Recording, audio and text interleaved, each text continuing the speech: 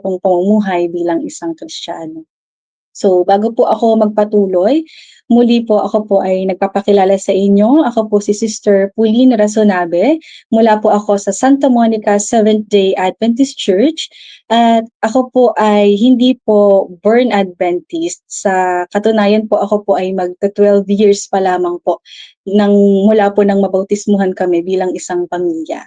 Sa kasalukuyan po, ako po ay nagtatrabaho bilang isang HR specialist at nagsisilbi rin po ako bilang APM leader ng aming iglesia. So, ngayong hapon po bilang isang kabataan, ang nais ko pong ibahagi sa inyong lahat ay ang mga pagsubok po na aking napagdaan or naranasan bilang isang kabataan, lalo na po sa pagpasok ko po sa isang non-Adventist school at lalo't higit na po sa paghahanap po ng trabaho na talagang wala pong araw ng Sabado. So ako po ay 13 years old lamang, magse-second year high school po nang ako po ay mabautismuhan. At mula po noon ay wala na po akong maalalang araw or pagkakataon po na ako po ay nakapasok sa eskuwelahan ng araw ng Sabat. Dahil hindi po sa udyok ng iglesia or udyok po ng ibang tao, kundi dahil na lamang po sa personal na relasyon ko po sa Panginoon at sa akin pong paninindigan sa araw ng Sabado. Bilang mga Seventh-day Adventist po, batid po natin na talagang tayo po ay naniniwala na ang araw po ng Sabbath, ito po ay banal na araw na itinalaga po sa atin ng Diyos mula pa noong paglalang, upang ito po ay maging araw natin ng pagsamba, upang ito po ay maging araw natin ng kapahingahan, upang tayo po ay makipagniig sa ating Panginoon. Sabi po yan sa Exodus 28, sabi po doon, "Remember the Sabbath to keep it holy." Kaya nga po kahit minsan, mahirap po talaga na tayo po ay manindigan, ngunit pinipili pa rin po nating maging tapat sa ating Panginoon kaysa tayo po ay sumunod sa kagustuhan po ng sanlibutan. So ang akin pong naging karanasan ay hindi po talaga naging madali dahil ako nga po ay nagtapos sa isang non-Adventist school. At sa mga kagaya ko po, siguro talagang marami pong mga kabataang Adventist ang kaparehas ko po ng karanasan, na talagang kung sa mga institusyon po na hindi po Adventist tayo papasok, ay talagang marami pong mga tukso, may mga pagsubok, minsan po may mga pag-uusig pa tayong mararanasan dahil po sa ating pananampalataya. At ang isa po sa hindi ko makakalimutan na karanasan ay noong final examination ko po bago po ako graduate. Ang exam ko po ay kung bakit po na-schedule ng Saturday ng 1 PM, ayun po ay first time nangyari dahil usually po ang exam po namin ay nai-schedule lamang po tuwing Wednesday, Thursday and Friday. Pero nung pagkakataon pong iyon ay na-schedule po siya ng 1 PM ng Saturday. At ang kabilin-bilinan po ng professor namin noon, kapag hindi raw po kami nakapag-take ng exam or kahit isang minuto lamang po kaming late, ay automatic failed na po ang aming grade at hindi po ako maiisama sa mga graduate list. At nung mga oras pong iyon, ako po ay nasa fellowship po ng ating church. At habang patuloy po ang ating pagsamba ay wala rin po akong tigil sa pananalangin sa Panginoon. At ang tangi ko pong panalangin sa Kanya, "Lord, tulungan niyo po ako and let Thy will be done." Pagkatapos po ng ating church noong fellowship, mga 4:30 po ako po ay nakauwi sa aming bahay at kinausap ko po yung aking professor. Magalang ko pong ipinaliwanag sa kanya na ako po ay isang Seventh-day Adventist. Ako po ay nangingili ng araw ng Sabat, kaya po 6 PM pa po ako makakakuha ng exam. So nakalipas po ang isang oras, talagang wala po akong nakuhang response, kahit seen or ano man po, wala po talaga. So habang ako po ay naghihintay, mga bandang 5:30 po 'yan ng hapon, ako po ay nag-lead ng aming family worship. So sama-sama po kaming nag-lesson, sama-sama po kaming lumuhod, nanalangin sa Panginoon at isinama ko po sa panalangin, specific po ang aking panalangin na, "Panginoon, sana po payagan po ako makapag-exam ng 6 PM upang ako po ay makasama po sa graduate list." At alam niyo po mga kapatid, napakabuti po ng Panginoon. Eksakto pong 6 PM ay nag-reply po ang aking professor at sinabi niya na tinatanggap niya daw po ang aking reason at ako daw po ay maaari ng, makapag-exam ng oras na iyon. Alam niyo po, wala pong mapaglagyan or hindi ko po ma-explain ang akin pong nararamdamang saya nung mga oras na iyon. Sa iba po maaaring ayun po ay, napakaliit na bagay lamang. Pero para po sa akin na talagang ako po ay naninindigan sa araw ng Sabat, para po sa akin ayun po ay isang malinaw na tugon at isang malinaw po na patunay na ang Panginoon po ay tapat sa kanyang mga anak na nagtitiwala at sumusunod sa kanya. Tunay nga po na ang sinasabi sa Matthew 6:33, ang sabi po doon, "But seek ye first the kingdom of God and His righteousness, and all these things shall be added unto you." Pagkatapos ko pong makapagtapos ng, kolehiyo, ay hindi rin po natapos ang mga pagsubok na akin pong naranasan. After ko pong maka-graduate, ako po ay naghahanap po ng trabaho dahil 3 pa po sa aming mga kapatid, isa pong 4th year college, second year college at grade 12 po ang nag-aaral pa. So kailangan po talaga namin silang, i-support bilang isang pamilya. At bukod pa doon ay ako rin po ang kasama ng akin pong 3 kapatid sa amin pong pagsimba, sa amin pong paglilingkod sapagkat ang amin pong mga panganay na kapatid sila po ay nagtatrabaho abroad. So, talagang wala po sila dito at ako lamang po ang talagang makakasama po nila. Kaya nais ko po talagang manatili sa aming bahay na malapit po na ako po ay makakapagtrabaho dahil ayaw ko naman pong ma-compromise po ang kanila pong, paglilingkod bilang isang Kristiyano dahil lamang po, i-aim ko na ako po ay magkaroon ng magandang work sa malayong lugar. So, habang ako po ay naghahanap ng work, ako po talaga ay nag-pray specific sa atin pong Panginoon. Ipinag-pray ko po sa kanya na nawa pagkalooban niyo ako Panginoon ng work from home setup, wala pong Saturday at kung maaari ibigay niyo po sa akin ng August bago po matapos ang August, 3rd week ng August. Dahil lumilipas po ang panahon, 1 buwan na po wala pa po akong trabaho.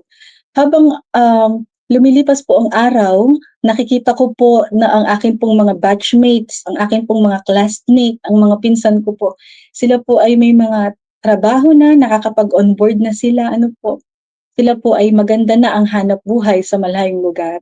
At dumating po sa point na talagang tinatanong ko ang Panginoon na, "Panginoon, ako po ay inyong lingkod, ngunit bakit parang ako po ay nahuhuli?" May mga job offers po akong natanggap sa NCR, sobrang layo po sa aming bahay. May offer po sa akin 25,000 to 30,000 at para po sa isang fresh graduate na katulad ko noong panahong iyon, ayun po ay napakalaking bagay para po sa akin. At dumating po sa punto na talagang gusto ko na pong tanggapin, gusto ko na pong pirmahan yung mga kontrata na nasa emails ko po. May mga pagkakataon din po na talagang tinatanong ko na yung partner ko si James na ano ba, igo-go ko na ba 'to para lang ako ay, yung opportunity na 'to para lang magkaroon ako ng work at ako'y makatulong sa aking, pamilya, sa aking mga kapatid. Ngunit sa tuwing ako po ay naiinip, lagi po akong, pinapaalalahanan ng ating Panginoon sa kanya pong pangako. Ang sabi niya po sa, Philippians 4:19, ang sabi po ng Panginoon, "But my God shall supply all your need according to His riches." At dito po pinapaalala sa akin ng Panginoon at ako'y patuloy na maghintay sapagkat talagang siya ay may magandang plano para sa akin.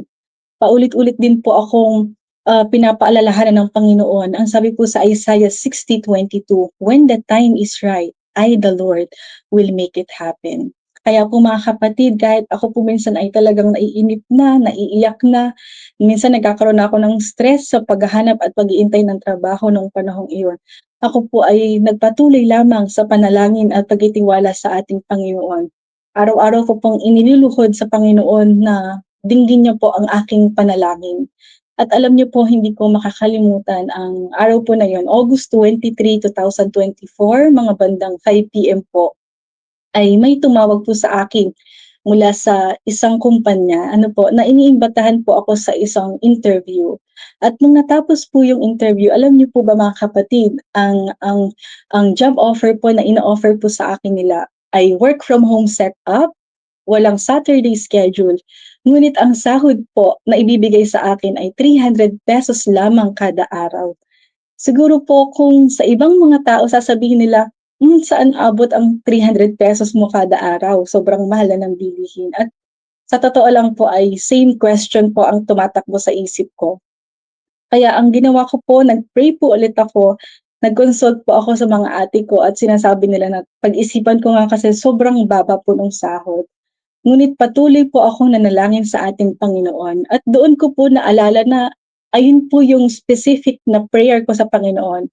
Ang sabi ko sa Panginoon, "Panginoon, bigyan niyo po ako ng work from home setup, walang araw ng Sabado at ibigay niyo po ito sa akin ng third week ng August, regardless magkano po ang sahod na ipagkakaloob niyo." At ayun po ay bagay na hinihiling ko, hindi po para sa aking sarili, kundi para po sa aking pamilya at sa mga kapatid ko, para ma-guide ko po sila sa paglilingkod sa ating Panginoon. Alam niyo po mga kapatid, August 25, nag-follow up po yung HR na kailangan ko na pong magbigay ng desisyon kung pipirma po ako sa kontrata. At ako po ay nanalangin sa Panginoon at ang ginawa ko po mga kapatid, ako po ay pumirma sa kontrata sapagkat alam ko na ayun po ay bigay ng Panginoon sa akin.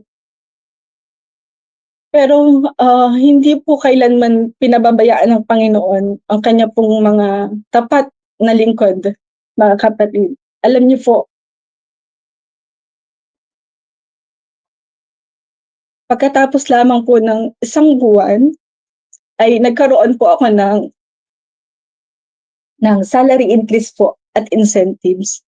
At dahil po sa akin pong work from home, ako po ay naka-work from home, ay nasimulan ko po yung akin pong isa pong online business at isang physical business. At hindi ko po ito sinasabi upang itaas po ang aking sarili, kundi upang itaas po ang kabutihan ng Panginoon. Kung dati po ako po ay nag-iisip, saan ba aabot yung ₱300? Ano po? Pero ngayon po mga kapatid, nakita ko na ako po ay talagang pinagpala ng Panginoon higit po sa 10 beses.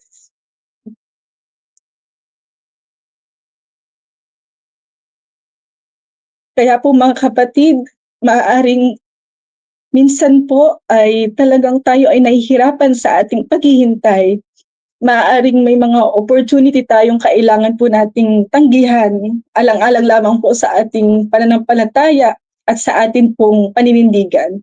Ngunit tandaan po natin na ang plano po ng Diyos ay laging mas higit na dakila kaysa po sa ating mga plano para sa ating sarili. Ang sabi nga po sa Philippians 4:19, "But my God shall supply all your need according to His richness." Kaya nga po para po sa mga kabataan na katulad ko po na talagang tayo po ay nakakaranas ng mga pag-uusig na mga kahirapan dahil po sa ating pangingili ng araw ng Sabat. Ngunit nais ko pong magpatotoo sa inyo ngayong hapon na kapag tayo po ay nanindigan mga kapatid, ang Panginoon po ay naninindigan din para po sa atin. Patuloy lamang po tayong manalangin, patuloy po tayong magtiwala at maging tapat po sa ating Panginoon. Kung paano po nanindigan si Daniel, kung paano po naging tapat si Abraham sa ating Panginoon, at kung paano po nanalangin si David sa gitna po ng mga pagsubok na kanya pong kinakaharap, ay manatili din po tayong matatag sa ating pong pananampalataya. Sabi nga po sa Psalm 34:17, "The righteous cry, and the Lord heareth, and delivereth them out of all their troubles." At sa mga oras po na tila parang hindi po nasasagot yung ating mga panalangin, kung minsan tayo po ay naiinip, alalahanin po natin ang pangako ng Panginoon. When the time is right, I, the Lord, will make it happen. Mga kapatid, the Lord will make it happen. Sa lahat po ng ating pinagdaraanan, sa mga pag-uusig po, kahirapan, sa mga pagsusubok, at sa atin pong mga panalangin, lagi lamang po nating sabihin, "Thy will be done." Ito lamang po ang aking maikling kwento na i-share po sa inyo at sana po kahit papaano po ay naging inspirasyon po ang kabutihan ng Panginoon sa aking buhay. Tayo po ay patuloy na magtapat hanggang siya ay dumating sapagkat wala pong bearing ang mga kayamanan sa mundong ito kung tayo po ay hindi makakasama sa langit na bayan. Good afternoon po at God bless po sa ating pong lahat. Yan, maraming salamat, Sister Pauline. Isa siya sa talagang malapit sa puso. Ako'y Ayan, papasukin natin si Sister Emma. Ate Ems, ikaw muna, medyo ako. Wala kang sound. Parang nangyari na to, Sister Wilma. Yes. Na di ka makapagsalita kasi ang nagsasalita naman ay si Sister, ano nga yan, yung asawa ni John, Hazel. Yes. Hindi ka makainig. Ang napakagaling magsalita ni Sister Pauline. Sister Pauline. Pauline ba o Pauline? Okay. Pauline po. Pauline. Ang galing mong magsalita. Pwede kang isang mag-lecturer na ako'y makikinig at hindi ako mag-aantok. Yes. At nakita ko sa iyo yung iyong paninindigan. Sabi nga dito sa, gusto ko lang i-share. Sabi nga doon sa, sabi, to stand still when facing trials, the best way to stand firm is to fix your eyes in Christ's promises rather than your circumstances. So, yun po yung ating nakita kay Sister Pauline. At talagang pinanghawakan niya yung pangako ng Panginoon, saka yung kung ano yung kanyang nilulook forward na ang Panginoon ay magbibigay sa kanya, kaya siya dapat maging patient. Ano po? At yun nga, natamo niya.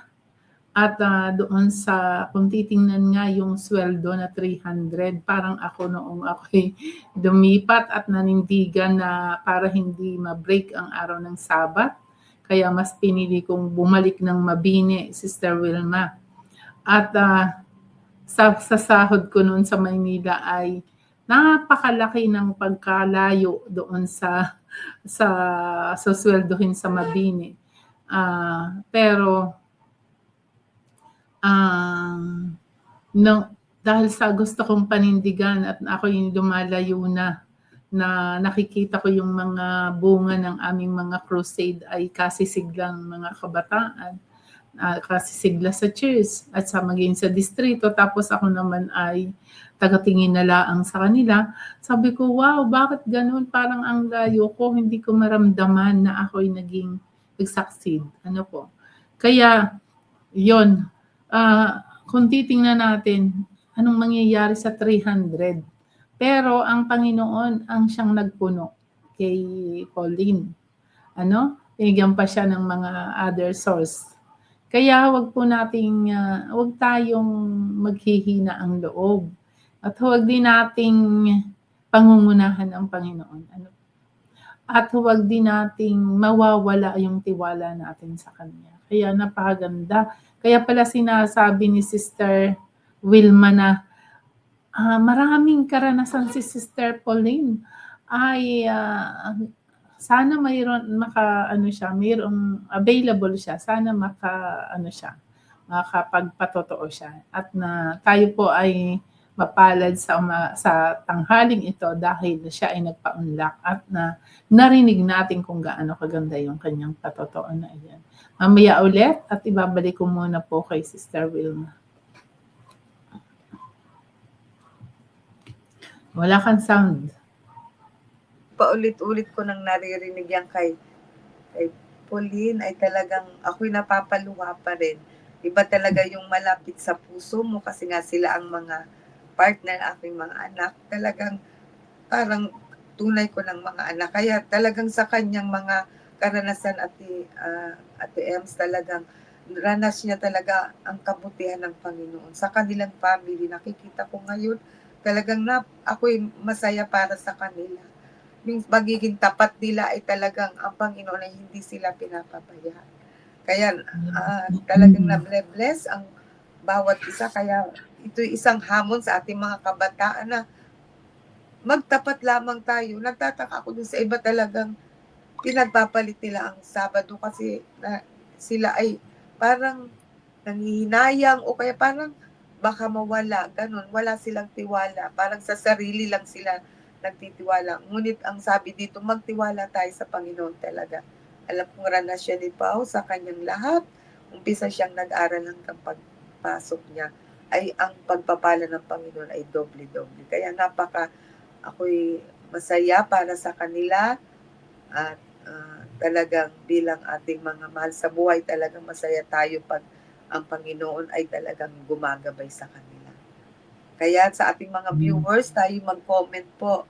Maganda po ang ating ngayong narinig. Ate Ems, meron bang mga comment ang mga Okay. viewers? Yes po, atin tingnan po yung mga nag-react at yung mga Ayan, marami. nakaka-reflect. Ano po sa kanyang patotoo. So atin pong tingnan dito. Ayan.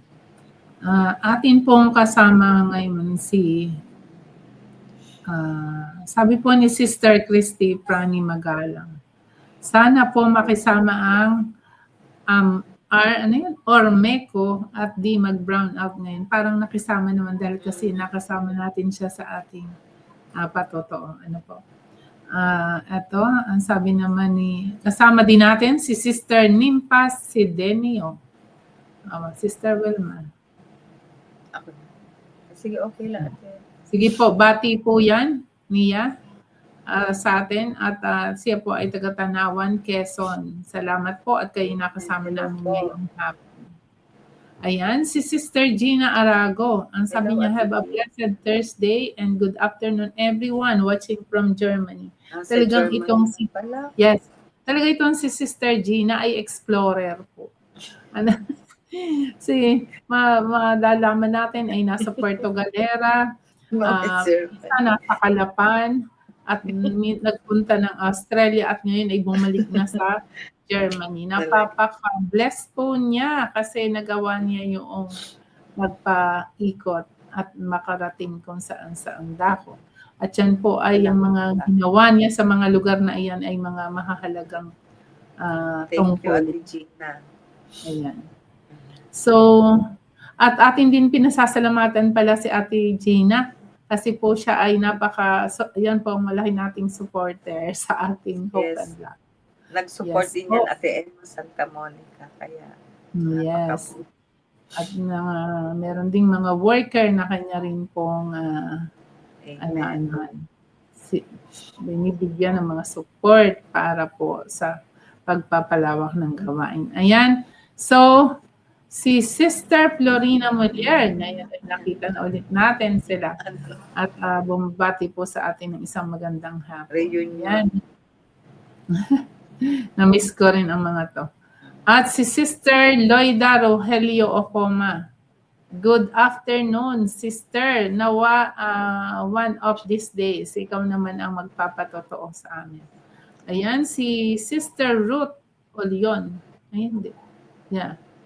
Sabi niya, good afternoon everyone. Po, bless us all. Si Sister Yam Steban. Sister Yam, good afternoon sa iyo. Ma'am. Yan, Sister Ami Jean. Good afternoon sa iyo. Di ka ba naiinitan? Ayan. So, Sister Wilma, pakibasa po. Ayan. Basahin ko yan kay Ma'am Yam. Good afternoon, Ma'am Yam. Sabi niya po ay, Sis Pauline, ang mahal na Diyos ay may plano sa ating buhay. Basta tiwala lang natin ang lahat ng ating bagahe sa Kanya at hindi tayo iiwan o papabayaan. Ang mahalaga lang ay manampalataya tayo, magtiwala. Hindi ko makita. Yan. Mahalaga lang po ay magtiwala lang, pasakop ang buong buhay sa Panginoon, sabi dito. Tayo magtiwala ng buong buhay at pasakop ng buong puso at kaluluwa at tayo ay hindi iiwan o papabayaan. Mahal tayo ng Diyos. Amen, Sister. Thank you, Ma'am Yam. Ito. So inspiring, Sis Pauline, not only for the young people, but also for all of us. Big hearts for you. Sabi ni Ayan, Sister. ipabasa mo kay Pauline. Ito, ipababasa ko kay Ayan, Sister kay Pauline. Pauline. Ayan. Sister Sabi Pauline. po ni Ma'am Yam Esteban, ang mahal ng Diyos ay hindi niya ibibigay ang ating mga kahilingan kung sa tingin niya ay hindi makabubuti sa atin at kailangan lang natin ay mag-antay at magkaroon ng patience kung kailan niya tutugunin ang ating mga panalangin. Yan. Yes. Thank you, Sister Yam. Ayan, sabi ni Sister Loida Rogelio Ocoma. Pinsan ko po siya, Nimpa Hello po. Sidenio. Thank you so much sa iyo pong pag-share, Sister Loida, kung kaya kasama natin. Sana po, hindi lang po ngayon, kundi lagi naman po kayo makakasama sa ating mga broadcast. Ano po? At sabi ni Sister Susan Sulit, tunay na kapag ang isang tao ay naging tapat sa Panginoon, ang pagtatagumpay ang siyang kanyang makakamit. Yes po. At saka kapag tayo ay connected sa Panginoon, ramdam na ramdam natin ang mga pagtugon niya, ang paggawa niya sa buhay natin. Ano po?